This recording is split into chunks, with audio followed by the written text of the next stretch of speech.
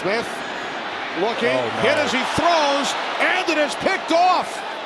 Intercepted at the 1 yard line in his first NFL game. The rookie out of Syracuse, Garrett Williams, comes up with the interception.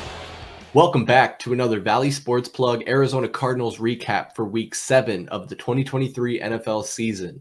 The Arizona Cardinals on the road again, this time taking on the Seahawks in Seattle. Kyler Murray was back on the practice field this week, but did not make his season debut on Sunday. Unfortunately, we got to witness the quarterback stylings of Joshua Dobbs once again, and well, we'll talk about it. But first, let's take a quick look at the scoring breakdown. Seattle landed the first score on a 28-yard touchdown pass from Geno Smith to Jackson Smith-Jigba, and the score was 7-0 Seahawks early. Later in the first quarter, the Cardinals got on the board with a 44-yard field goal from Matt Prater.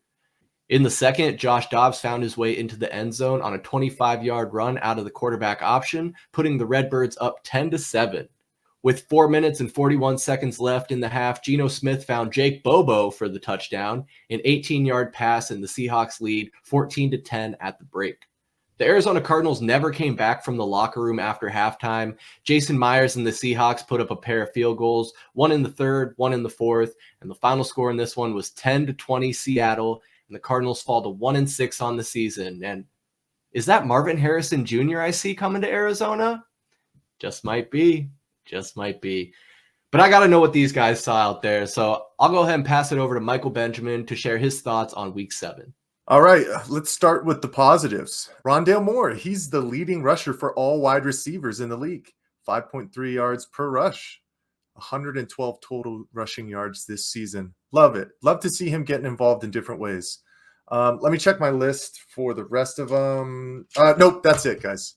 Golly, man, this team is trash, bro. I mean, like, poor Sterling Thomas was getting toasted all day.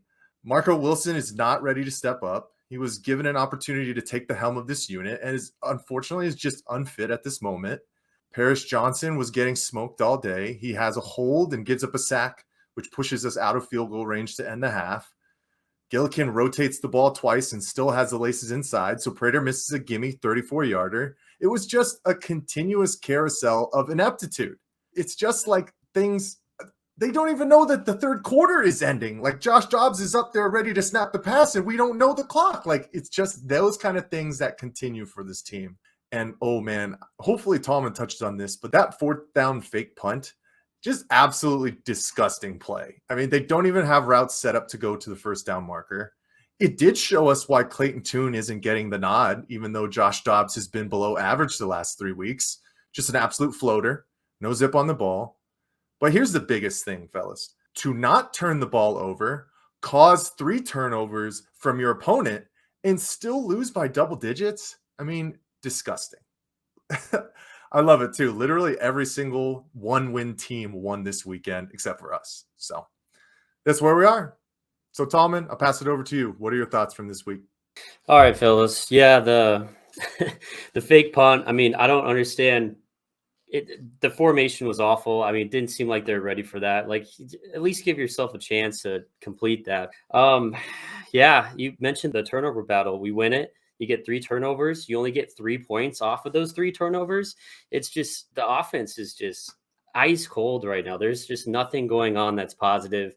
Talking about Dobbs, I mean, we're at that point where, like, is he even good enough to be your backup quarterback? I mean, I don't know. I mean, I'm at the point, I think it's tune time. We're talking about Kyler Murray practicing, and he's not going to be back. This is my opinion. He's not going to be back until that Falcons game. So he's going to ride out that full 3 weeks allotment that he has to come back and be activated for a game. So within those 3 weeks, I mean, at this point, we know what type of player Josh Dobbs is. We're 1-6. We know what this team is. The lack of talent is absolutely shining through the roof right now. Put Tune out there, because when Kyler comes back, it's going to be the Kyler show. Tune should be out there. You should give him a couple starts, because right now Dobbs is just not cutting it. And if this team really wants to win, I think Tune give you a little change to the offense and maybe he gets something cooking. The one that really stuck out to me, taking the sack at the end of the second quarter, I mean, he's got to be more heads up on that play. He gets sacked, gets us knocked out of field goal range, and then we have to rely on a Hail Mary with 2 seconds left in the second quarter before halftime. I mean, that's just ridiculous. But hey, Josh Dobbs, is now the owner of the longest touchdown run by a Cardinals quarterback since Jake Plummer. Where's Jake Plummer at? Was he selling mushrooms? But I thought that was a surprising stat that Kyler Murray doesn't hold that crown, but props to Dobbs on using his feet a little more. I mean, he can't pass the ball. The lack of accuracy is obviously there. It's even more there this week. And the offense just turned into a dink and dunkathon. I had to look at the sideline to see if Cliff Kingsbury was back. I mean, it was just awful. But Mike, you mentioned the offensive line struggled. Paris Johnson had his worst game as a pro. Granted, the kid's a rookie. So that was just like his first welcome to the NFL. He had a tough game.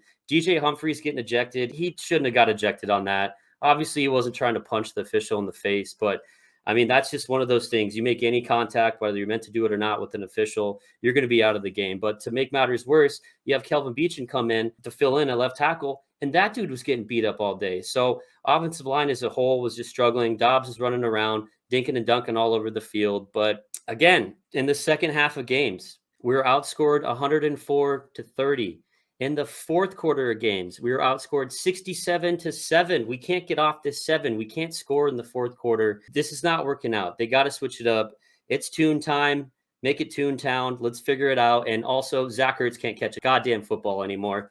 What's going on, guys? So that's all I got.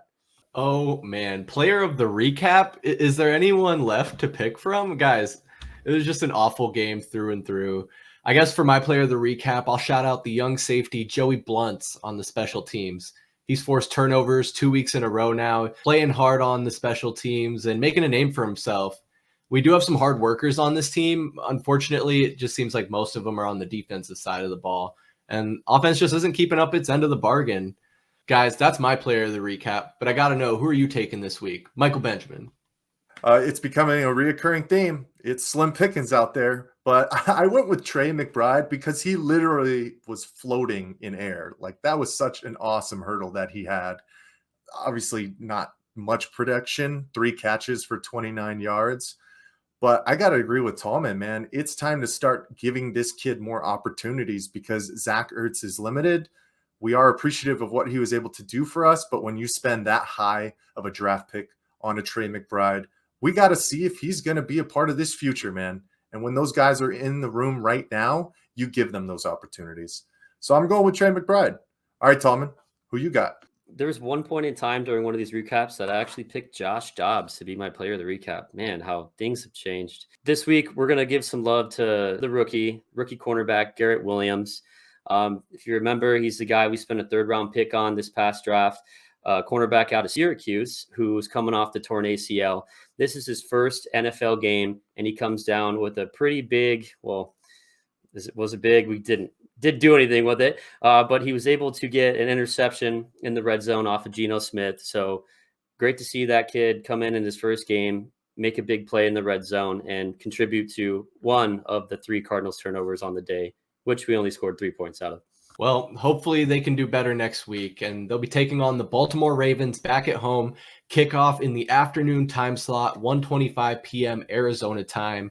Of course, we're going to keep bringing you a recap of every single Cardinals game this season, so make sure you subscribe right here on YouTube and set those notifications so you can stay up to date with all the Valley Sports and Arizona Cardinals action. For Michael Benjamin and VSP Tallman, I'm Chris Patrick, and we'll see you next time. Peace. Cardinals fans, it's time to stand in